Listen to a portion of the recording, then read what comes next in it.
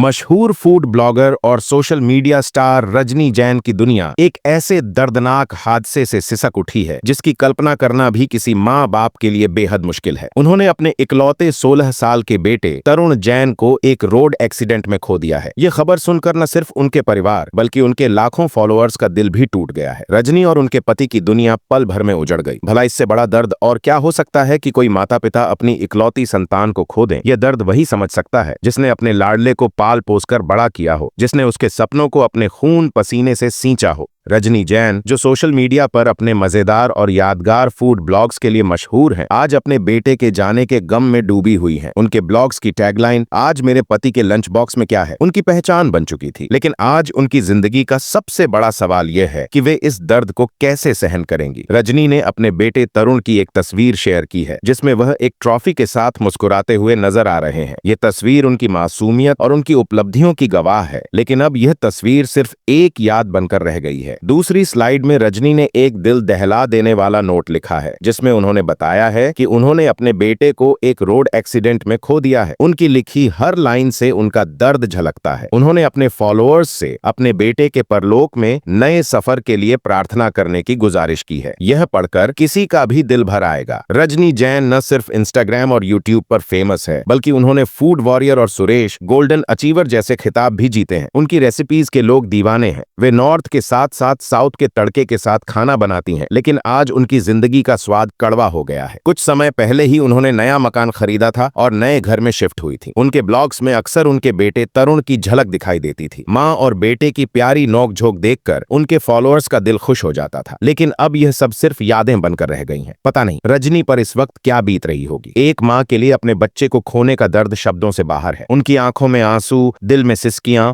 और जहन में बेटे की यादें होंगी। यह दर्द कभी कम नहीं होगा, बस समय के साथ सहना आसान हो जाएगा। हम सभी की ओर से रजनी जैन और उनके परिवार को इस मुश्किल घड़ी में ढांढस और शक्ति की कामना है। ईश्वर उनके बेटे की आत्मा को शांति दे और उन्हें इस गम को सहने की ताकत दे।